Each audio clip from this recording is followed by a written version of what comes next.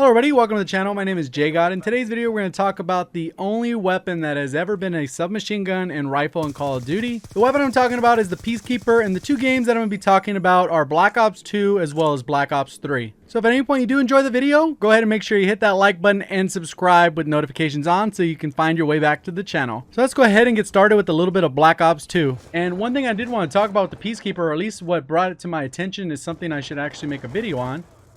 Is the fact that so many people... What the hell? Right out of spawn? Confirmed. Damn, this gun maps. One thing I wanted to talk about with this weapon is a lot of people remember this as a rifle.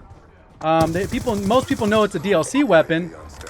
And a lot of people were telling me in my comment section on my evolution of rifles that, oh man, you forgot the Peacekeeper, because it ended up being a rifle in Call of Duty BO3. A lot of people forgot that it was not one in Black Ops 2. So one interesting thing about the Peacekeeper is that it is the first ever DLC weapon added to Call of Duty. So through all the games, all the way up to Black Ops 2, there was never a Call of Duty that had DLC weapons. Whatever it launched with, that's what it would just stay with. And it would just keep it that way. And for whatever reason, they decided, hey, you know what? Let's start adding more content. And they actually made the DLC weapon part of the Season Pass. So if you wanted access to the weapon, you had to get the Season Pass or download the DLC or whatever the case is. Which is completely different to now how they do it. They decided they can make a little bit more money. At least in my opinion, and they converted it to a supply drop system. So yeah, it's pretty interesting how they changed the business model. Because before, like, it was only the one way, and that's the way it was done. How's this guy getting streaks? The hell? Oh, this is broken. Some dude's using hacks. You know, you could just basically get the season pass and you'd have access to all the content you wanted. But for whatever reason, like I said, they changed it up and they decided, hey, you know what? Let's go ahead and switch it up to make it so that, you know, you got to have a supply drop to actually have access to content, which is such a strange concept. Go around the outskirts.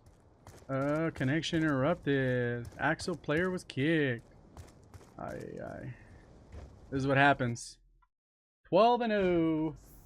And that seems to happen a lot when you go back to Black Ops 2. Unfortunately, it is a very broken and hacked Call of Duty, which is actually kind of sad considering this is actually one of my top 2 or 3 Call of Duties all time. And I always have fun when I can actually find a real lobby where the connection seems consistent, people aren't boosting or doing any kind of nonsense. You get to actually play the game the way it was intended. And when I go back and use the weapon, I can tell you honestly, it feels a lot like a hybrid between a rifle and an SMG. So there's no wonder so many people were confused that it was an SMG in Black Ops 2. Then obviously as we transition to Black Ops 3, we'll see that it's a rifle. And I know I already mentioned that it was the first DLC weapon, but I'd love to know your guys' thoughts down in the comment section below. Do you think that every Call of Duty should have done the DLC the same way, or do you have a different opinion on the topic? Personally, I'm the type of player that gets the Season Pass every single year. I've never missed a year of getting the Season Pass. So it was never a burden to actually try and get these DLC weapons this way. And I think by doing it this way, it highly encouraged people to get the Season Pass and get the DLCs because they wanted to have all the weapons. And one thing I did want to point out is back in the day, I wasn't that good at Call of Duty. I was always slightly above average until I actually decided to work on things to get better in the game. And the reason I bring that up is because the longest streak I ever had in Black Ops 2 was like a 17 streak a couple times. So over the years of picking up all these different tips and tricks, trying to improve free aiming, centering, all that type of stuff, map awareness, positioning, spawns, I've actually become a lot better as a player. And that should be demonstrated in the background when you're actually watching the gameplay, because I actually get my first 20+ streak in Black Ops 2 ever. And it wasn't like I just played hours and hours and put up the best gameplay. This was literally my first match I joined where there weren't any hackers. So hopefully that can be an example that anyone can improve at Call of Duty if you work on the different fundamentals, regardless if you're below average, average, barely above average, or an all-star. I wish the score limit actually went up to 100 because as you can see on screen, there was 4 minutes left. With that, we'll go ahead and transition to BO3 where we talk about the Peacekeeper MK2. So obviously now we're in a jetpack Call of Duty. BO3 was one of those Call of Duties that was starting to work on jetpacking. Obviously we had Advanced Warfare first, then we went to BO3, then obviously Infinite Warfare. The interesting thing about this one, damn campers, is I actually, probably one of my least played Call of Duties. I just was not a fan of this game.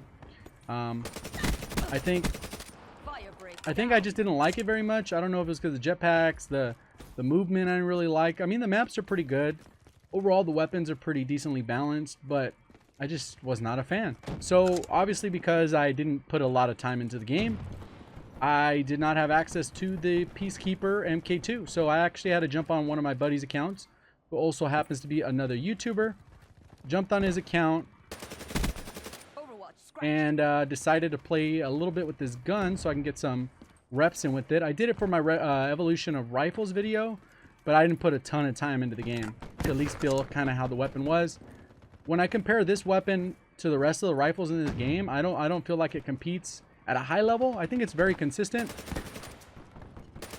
but I don't think it... What the hell? So obviously, since I didn't play a bunch of Call of Duty Black Ops 3, I don't have all the weapons, because basically you have to grind out the game or spend a lot of money playing this game to actually get all the content. So because I did neither, I actually do not have access to all the weapons. So I've had to go ahead and play on his account, which I do appreciate. I'm going to go ahead and leave a link down to his channel in the description. Overall, like I said, the gun feels pretty decent. It seems pretty reliable, but it felt like it was way more powerful in Black Ops 2. Ooh, man, I almost died there. And when it comes to like the BO2 and BO3 weapons, obviously they carried this one over here, and then they took the ICR and put it in the next one. Then they put the KN as the M, whatever it was it the KVK 99M is in this one. That was also in Black Ops 2. So there's a lot of carryover that they continue to bring different different guns back into the fold. I need to get out of here. And it's pretty interesting how they've done it, because they feel like themselves, but then they feel a little bit different. So it's always a nice change of pace when you can go back to a different COD and see how it kind of feels a little bit different. Like, are there any weapons that you guys would like for them to bring back to a BO4? I think they're obviously bringing back that pistol. At least that's the rumor. I suck right now. What the hell? I'm missing my shots. And so again, are there any other weapons that you guys would like to see them bring to Black Ops 4 that there have already been in previous Black Ops titles? I know there's a lot of opportunity. Wow, there's 3 of them there. Damn, I'm actually doing okay compared to the rest of my team. I did not envision myself trying to sweat to get some kills. So yeah, I wasn't a big fan of this one, but for whatever reason, like I said in the previous one, I wasn't very good at Call of Duty. So maybe the jetpack compounded that.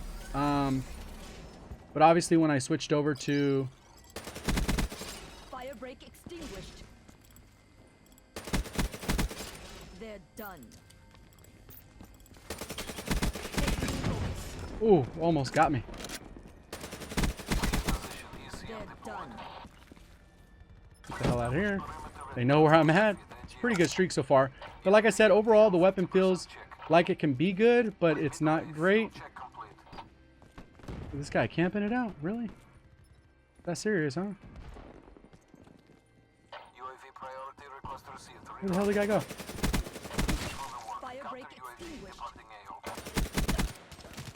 Whoa, the other guy spawned on me. At least I got a hater. Whew. It's kind of annoying when you play some other Call of Duties. The only thing I really didn't like about this one was the hit reg always felt a little bit off.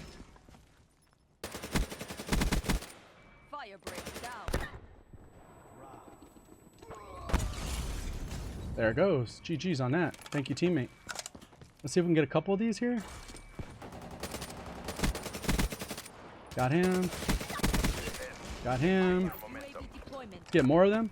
So yeah, I think it's good to go back to older Call of Duties. They could be a lot of fun.